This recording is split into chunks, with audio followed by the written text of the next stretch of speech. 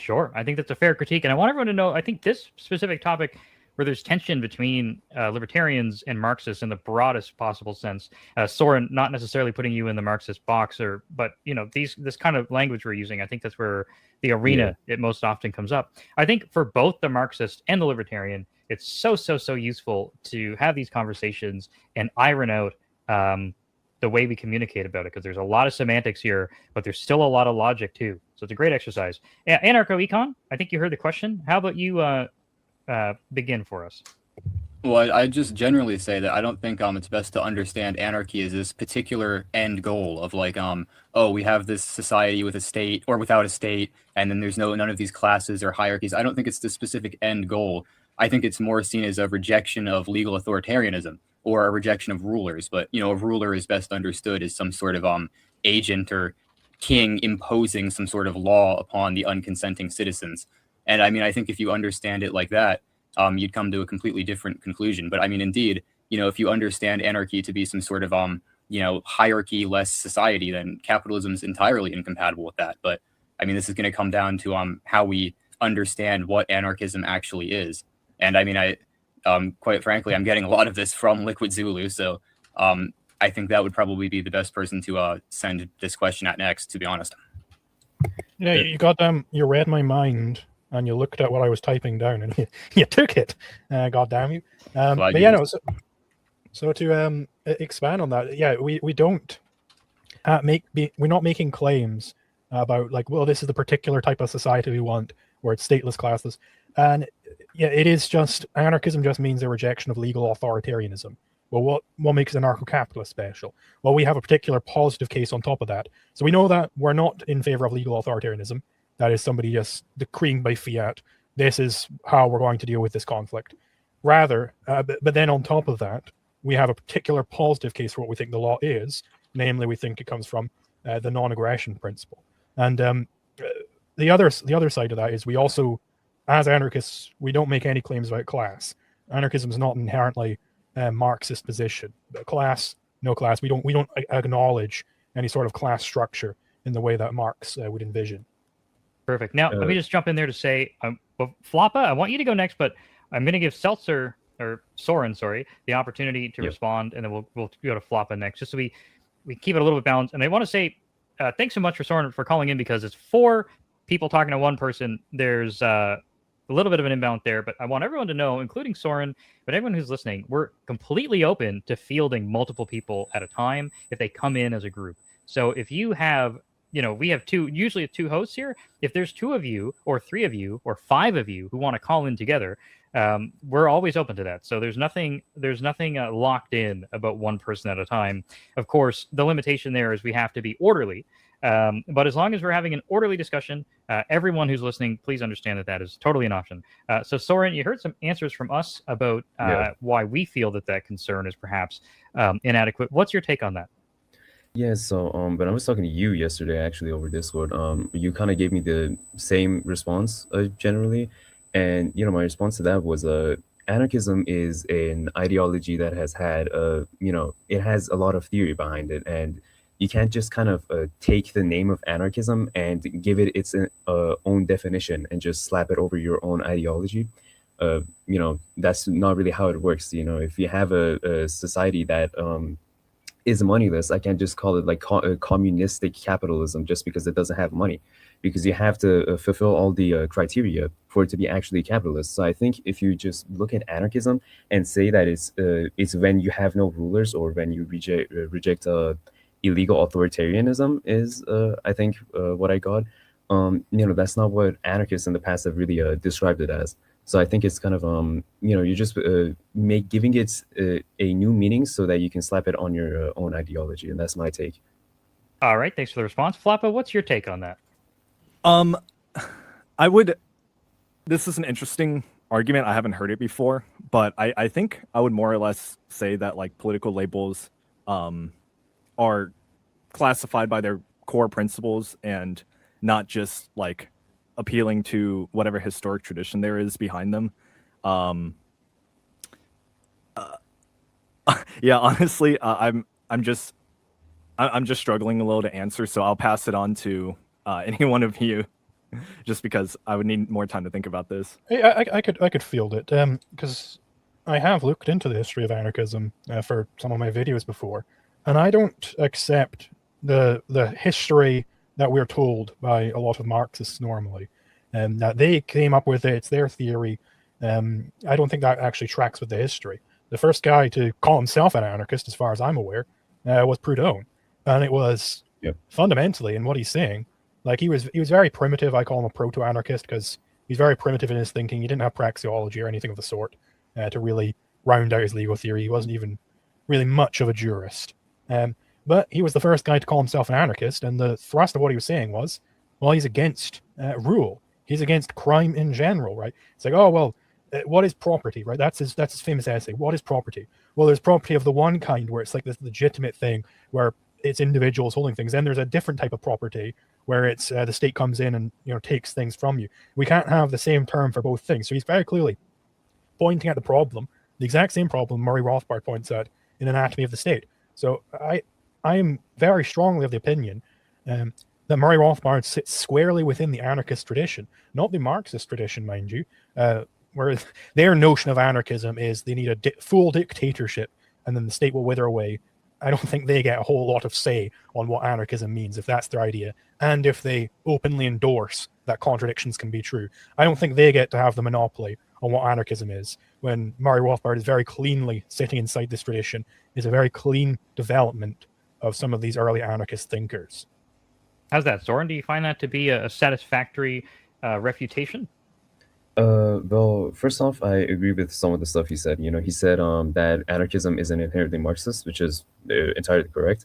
But I do think that it's kind of, you mentioned Proudhon, right?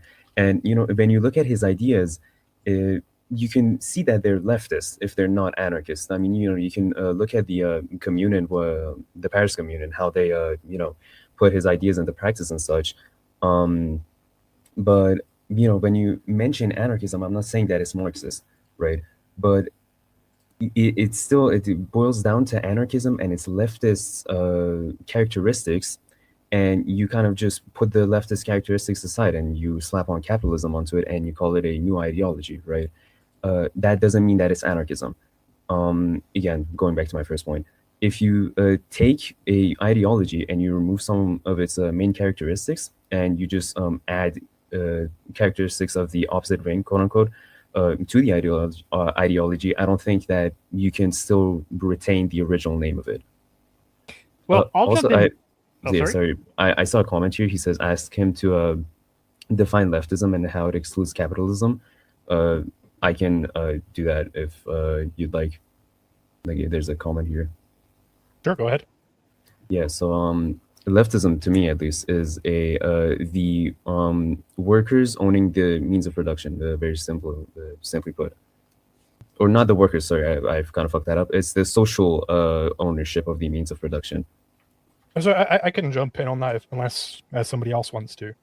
Well, let me just say, just for the sake of keeping this, I think, interesting, I want to point out that we're talking about a definition here. It seems still that we're talking about a definition here. So my concern is that as an ANCAP, myself, Zulu, and I assume I'm going to give our guest host an opportunity to answer this as well. The possession of the word anarchism is not what's important to us, but rather we're trying to bring about a specific state of affairs, and we're using the word anarchism to refer to that state of affairs. So for us four, and again, guys, I'm not trying to speak for anyone else, so you can disagree when it comes back around to you, but I'm pretty sure that the four of us, anarchism means that we're advocating for a society where nobody has a certain kind of power over another person. And more specifically, we're just saying it's statelessness. So I think, and maybe I'll hand it over to, well, Zulu, I think you said you wanted to jump in, so I'll hand it to you first. We're probably willing to just trade the word anarchy to you if we can get closer to talking about the more important aspect, which is the definition underlying it. That's a stateless society, a society where nobody has a certain kind of power over other people. That's the interjection I wanted to contribute. Zulu, take it away from there. Yeah, I suppose my main query with this line of questioning is like, okay, well then, like, what is the fundamental thesis of anarchism? If for all the anarcho-capitalists, we've misidentified the fundamental thesis of anarchism, like, is the fundamental thesis some manner of leftist thing? Like, what is it, right? Is leftism fundamental to anarchism, or was Proudhon an anarchist and had some leftist traits, right? Which one is it? Is it fundamental, you know? So is the mic going to go over to some co-hosts, or am I going to answer this right now?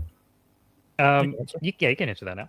Yeah, so I think fundamentally Proudhon was a leftist, and he had leftist ideas. And when you ask about the fundamentals and such, like, okay, let's go ahead and take it at base value and just say that anarchism fundamentally is just statelessness, or the rejection of authority. But as I say, the devil's in the details. So if you kind of just take the fundamentals and ignore everything else, I don't think you can still put that label on something. Well, let's say that anarchism was truly fundamentally it's a rejection of the state, right? An endorsement of statelessness. Okay, from the very beginning of anarchism, we know that Proudhon has already identified that the state is just another sort of criminal gang. He didn't do it as cleanly as Meyer Rothbard did, but he did identify that fact. So if he's going to be opposed to the state, well, if we look at the words of the man himself, if anarchism truly does mean statelessness, to be a coherent, consistent anarchist, you'd have to be opposed to the little states, the little state actors who haven't quite been able to form a state yet, the small sovereigns, you might want to call them. You'd have to be opposed to them as well. It's like, okay, well then we're now getting a lot closer to an idea of we're rejecting legal authoritarianism. Because what truly is the justification for all of these sorts of people, right? How do we identify all of them together? It's either they're going to be some sort of natural outlaw, that's a term you can get from Meyer Rothbard, or they're just being legal authoritarians, right? They're saying one rule for me, another for thee, right? They're trying to make up law as they go along. So if you take what Proudhon is saying and apply some precise jurisprudential language to it, that's when you end up getting to the conception of anarchism that I'm holding and presenting here. Right. So what I understood from that is that, when Proudhon talks about his skepticism of authority and such, you have to kind of realize and accept that it's, inherently kind of leftist. Because when you look at it, what do leftists say? They talk about the bourgeois or the ruling class or whatever, right? And for Proudhon, the state, and for many other anarchists as well, the state is that ruling class that the workers have to eventually overthrow.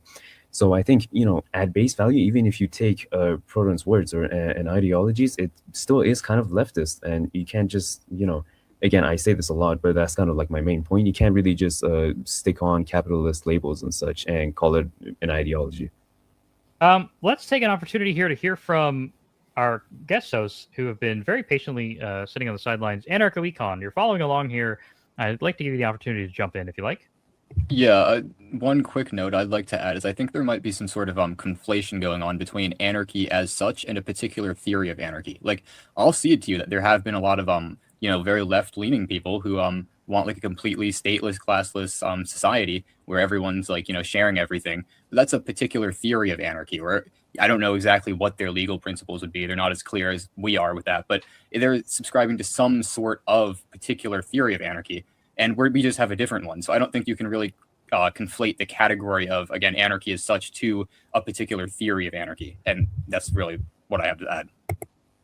Great. And Floppa, you've been quiet for a little while. Thanks so much again for being patient with us. 4 co-hosts. That's a lot of cooks in the kitchen. Floppa, what are your thoughts so far?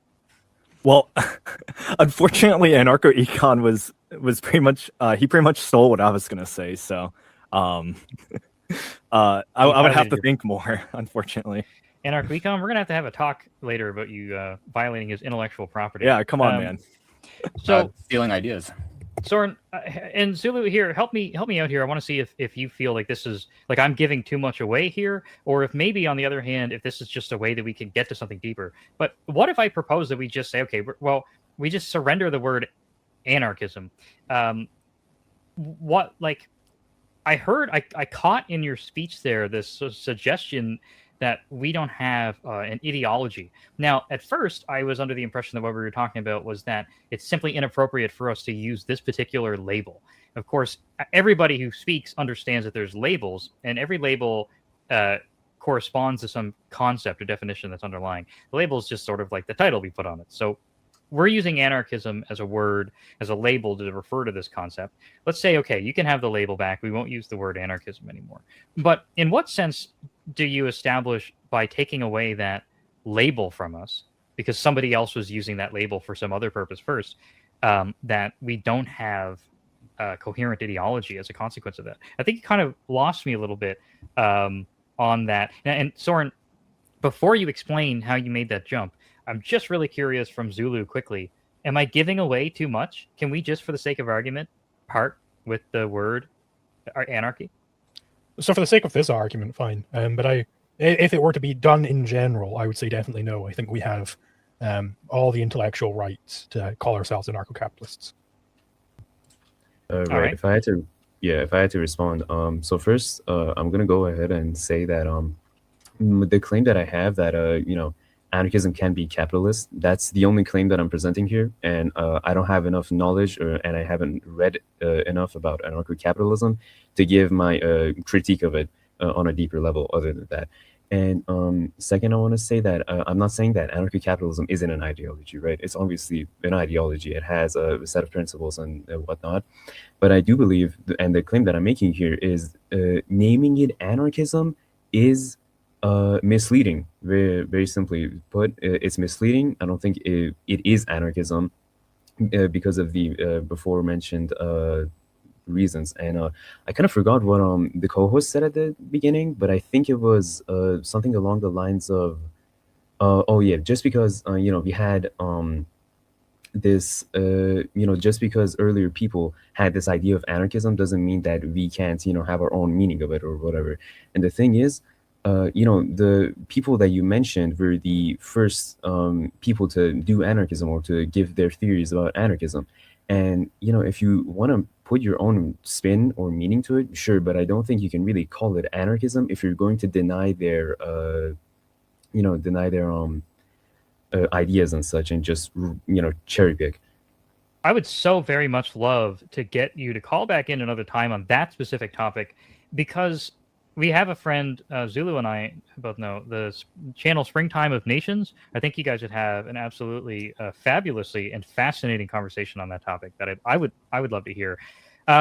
So I think that what the crossroads we're at here, it seems to me that in order for us to really litigate whether or not it's the case that the previous usage of the word anarchism established the proper usage of anarchism as a label, there's two sides of that. There's one, is that even a valid rule to use? And two, even if it's a valid rule, did the people who came before actually use the word the way that you're saying that they did? Zulu seems to resist that. But I don't think that it's in the scope of this show to break out the history books from all four of us, all five of us. So I wonder if we can perhaps condense that just down to a couple of quick questions, and I'll hand it back over to our guest host really, really soon. You have a definition of anarchism and a definition of capitalism. We're not going to fight you on this right now, but would you, just for the sake of facilitating the conversation, would you share your definition of what is the definition of anarchism? What is the definition of capitalism? Sure thing. Anarchism, in my eyes, is statelessness and classlessness, right? You can define statelessness as not having a centralized state or just no state at all. That's fine. I don't really care. But capitalism is the private ownership of the means of production, very simply put. Okay. And when you put those two different definitions together, you can kind of realize where anarcho-capitalism might be an oxymoron. So a capitalist, I'm not entirely sure what I do confess I find the means of production to be a sort of uselessly vague term, because in society it seems that that's not really how things go. But let's try to work within that framework. So is it the case that a capitalist society, so one where capital, so what you are saying is the means of production is what we would call the produced factors of production, I'm pretty sure, capital, in the Austrian phrasing. So we have a society where the factors of production that are produced, the capital, is owned by individuals rather than by collectives. So can we at least agree that such a society could be stateless? Can we start there? Yeah, sure thing. We can agree that it can be stateless. Okay. So I just want to put a pin in that by saying that is what we're trying to communicate. We're trying to say it's a stateless society where people are allowed to own things. Now, I don't want to get into the class thing if we can help it. I'm more so curious about what is the contention that you have that a society in which people are allowed to own things, specifically capital, that's the produce factors of production or the means of production in your language. What is the contention that... May I ask a question real quick? Yeah, please. So this would only become an oxymoron if you believe anarchism is like necessarily anti-private property. Is that what you believe? Am I understanding? No. So anarchism is classlessness and statelessness, and capitalism is the private ownership of the means of production. So if you try to put these two words together by these two definitions, in capitalism, you have two groups of people. You have two classes. You have people that own stuff, and then you have people that don't own stuff, very simply put. And you can't really, that makes two classes of people in an anarchist society. So now you just have statelessness rather than statelessness and classlessness. Can I jump in on that real quick? Yeah, go ahead. I think somebody was pointing this out in chat earlier as well, which it seems like this definition of anarchism is engaged in package dealing. Namely, you're saying anarchism is classlessness and statelessness. But are these not two separate positions that need to be treated separately? Like there could be the people who are against classes and the people who are against states. The only sense in which it wouldn't be package dealing is if you accept the Marxian worldview. Right, that's the only way in which that isn't package dealing, because then being opposed to class divisions is being opposed to state divisions. But if we challenge that very root assumption, well then what does anarchism mean any longer? This is a package deal. We've got to untangle that package. And what are we left with? Well, we reject that there is such a thing as classes in the Marxian sense. So it's going to have something to do with statelessness. And then that's how you get to the modern anarcho-capitalist theory. So what I'm getting at here is basically you're saying that saying anarchism is stateless and classless is inherently Marxist, right? It's inherently fallacious. You're committing a conceptual fallacy. You can't have two separate things in one bundle, right? Because they've got to be separate. There is a philosophical position out there where somebody is in favor of classes but against states, where it's also possible for somebody to be in favor of states but against classes. If you're Stalin. Those are possible positions that we have to be able to account for. So you can't have them all bundled up like this. It neutralizes your rational faculty to have this. I mean, that would be right if not having a class and not having a state would be having things. When we say classlessness and statelessness, it's the absence of a state and a class. It's not, having, again, not this is a having philosophical position, right? So we're trying to denote the philosophical position. So these are positive claims being made by a certain philosophical position called anarchism. And what is it claiming? Two things simultaneously. That doesn't really fly, right? Because anarchism is not a society. Anarchism is an ideology. So we need to understand what the ideology of anarchism is. And they very well might advocate a certain type of society, but we can't confuse and conflate between those two things. I mean, yeah, I agree with you there, but anarchism advocates for, in my definition and from what I understand, it advocates for a classless and stateless society. So you can't really, put those right, I'm two. saying that's an invalid definition. Okay, then if you have it as classlessness and statelessness, then how would that not apply to society? I don't understand the question. I'm saying this is an invalid definition, right? This is not how concepts are defined. I just don't really understand where you're coming from, because your claim is that you can't have statelessness and classlessness in a bundle. Let me try and get another example of a package deal. Maybe somebody else in the call can think of one before I can Google it. I could come up with one. I mean, so you wouldn't package under the concept of running, moving really fast with your legs, and wearing a silly hat, right? These are two distinct, isolated things, and you can't put them together. You have to isolate separate things. And to the extent that you're putting them together, you're undermining the very purpose of definitions, right? Definitions are supposed to point at a concept, not like 20 different concepts all put together in like a little bundle. Yeah, but a political ideology isn't just a concept. It is most of the time multiple concepts put into one term. I mean, I think in this kind of case, it's like we're looking for a definition of anarchism. I think, like we're saying, I don't think anarchism is a particular political system, right? It's not like, oh, this society is anarchist because they have 11 bureaucrats and, 12 county houses and whatnot. It's like it's a overarching, it's a concept really, and that's why we're talking about this on a conceptual level, at least from my perspective. I don't really understand where you guys are coming from, because you're acting like classlessness and statelessness can't be in the same bundle. You know what I mean? And that's let's recognize that there's somewhat this is a somewhat I don't know, inaccessible philosophical approach. I'll acknowledge that. I can understand why that's not necessarily palatable at your first serving, I guess. So let's just see, because what I really don't want to have happen, I want to be straightforward with this. I don't want people to walk away from this conversation thinking that we just have two groups that are refusing to give up ownership of a label. I think it matters so little about what the label is. We're very straightforward about what we're advocating for. We're telling you that we're advocating for statelessness and a lack of people having power over each other. Now, I had one comment that came up there that I thought was really good about this. So instead of arguing about which I don't want my co-hosts to think that I think that there's anything wrong with the approach they're taking. I do want my co-hosts to know I think they're right. But what could be more important, I think, than that is I don't want people to come away from this just thinking that two different sides refuse to give up ownership of a word. Here's a question I want to move the dialogue onto away from the label if we can. And I think that our commenter, Ali Burke, summarized it really well. Our society is completely incompatible. You cannot reconcile our society, at least the way that we're prescribing it, with people having inappropriate power over each other. So you have this concern that you're fixated on about classlessness. Let's give you that.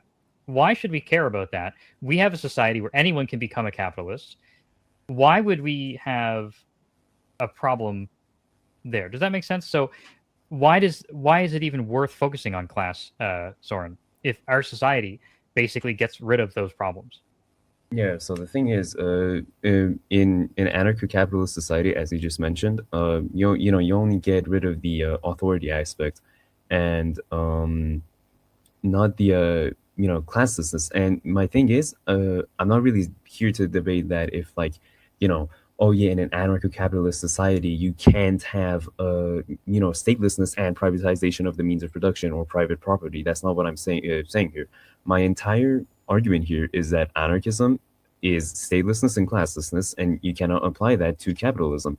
Let's. So I won't force you to talk about anything else. Then your only purpose, by your own definition, is you just don't like that we're using the word anarchy. Now, would you give me something concrete, like a concrete specific reason? I have a feeling that Zulu answered this already, but just a concrete specific reason why we can't. And so, just to be clear, saying that somebody else used it before us is not a concrete specific reason. So what is it, what are you pointing to that establishes that there is one definition of anarchy? That's what it is. And what we're doing is irreconcilable with that, and we should stop immediately. My argument is that the founders and the theorists of the initial theorists of the anarchist ideology advocated that anarchism is stateless and classless, and you can't really apply capitalism to that. Okay, well, we're using the word now. Okay, you can use the word all you want. It still doesn't make you anarchist. You can. It doesn't. We aren't concerned with establishing classlessness. Can I just really quickly? I don't want to speak for other guys. So, Anarcho-Econ and Floppa, are you guys concerned with classlessness? I don't want to speak for you guys. No. Zulu? Not particularly. I don't care about making happy the dozen or so leftist anarchists out there. All right, so there you have it. So we don't care about that. So you're telling us we can't be anarchists because our anarchy still has classes. We don't care. We're still calling it that. Is there anything else you'd like to say about that? No, that's it, really. All right. Thanks so much for telling us about the uses of the word anarchism. It's been very interesting. If you like to call back in, I can see about getting our historian friend, and that is the Springtime of Nations channel, Adrian. He could come in and he could talk to you at length about that. I'm sure you'd have a really grand time. But I think that exhausts our interest in discussing the history, unless, of course, either of my guest hosts have anything additional they'd like to say before our guest takes off. I think that about wraps it up for me. We love you. Come back. All right. I will actually wanted to leave a final note here. Next time I'll call back, I'll actually have read quote-unquote anarcho-capitalist theory, and I want to, tackle the ideology at its core instead of just, getting stuck up on definitions. Yes, I apologize. if that's, I wasn't being sarcastic at all. I actually really enjoy the engagement. So thank you. No, yeah, I get that too. I kind of wanted to come on here to start giving leftists a better reputation, because Ask Ancap, the host here, is in a leftist Discord server, and they just ping him to be clowns and to just ruin our reputation, in my opinion. And he said, if you have the balls, you could come up on the show and talk about it. And I was like, okay, I'll do that. Well, you're certainly far more reasonable than a lot of leftists I've met, so that's awesome. Yeah, I think that I can only express so much how much respect I have for people who engage, and Soren, I am genuinely, I speak for everybody here, we are very grateful to have you. If you'd like, we're sort of veering off now, but if you'd like to have a final word on the topic you called in about, we can give you the final word, and we'll move on to our next caller. My final word is just my initial claim. I don't think anarchism I don't think you can apply capitalism to anarchism. That's about it. At a definitionally, you can't do that. All right, fair enough. Well, we appreciate the input on that topic. I'm looking forward to getting the chance. If you do want to talk about that again, by the way, totally open to it, but just give me a heads up, and we'll get the appropriate people on as co-hosts, and we can get some a little bit deeper into it. Yeah, all right, will do. Super. All right, have a good rest of the day. Yeah, you too. I will say for the audience at home, and perhaps our caller here, this isn't a rebuttal or anything, but Springtime of Nations, the channel Galzar's referencing there with Adrian Shepard on it, they have a video on why anarcho-capitalists are in fact anarchists, and they go into the history. That's some of the stuff I'm referencing here. So if you're interested in seeing that, which is why they would be such a fantastic duo to have on here, and I don't think it'd be too hard to arrange that. So I'm going to drop Soren out now. We're going to move on to our next caller. That's going to take me 2 seconds. My two co-hosts, if you guys, I don't normally do this, but since we have guest hosts, if you guys want to just have a quick post-mortem while I set up the next call. Sure. So what did you guys think of that? I think the package deal objection, along with the historical objections, pretty much wrap it up. In addition to the fact that we're just out competing the communist anarchists every single day. Nobody takes them seriously. Nobody cares. So if we're not right now, we will be in a couple hundred years when there's none of them left. Yeah, I don't think it's really. I don't think he really was able to establish the statelessness and classlessness part. I think classlessness kind of thing just seems to be tacked on to me. So yeah, that's about all I have to say. That I think this went pretty well. Yeah, I think history is one of my weaker suits, so I couldn't say anything meaningful regarding that. But I wish he dove more into like classes in general and what that meant, because I can perhaps paint a picture there. Okay. For the people who haven't studied Marxist-Leninism or Marxism-Leninism, because it's a doozy. Basically, when they're saying they want classlessness, what they mean is that they want a violent revolution of the proletariat against the bourgeoisie, kill all the bourgeoisie, and then eventually the state will wither away and we'll be in a world where contradictions are true. That is the literal meaning. When they say classlessness, you should hear, we think contradictions are true, and in the society, the classless society, contradictions are true, and everybody will understand why contradictions are true. That's their literal claim. If you don't believe me, go study what they actually say. Leonard Peikoff has a great lecture series on the history of modern philosophy. You can find it online, where he has entire, I think maybe multiple even, lectures on Marxism. What is their like limiting principle when it comes to how they define the bourgeois? So it's basically people who have Aristotelian logic.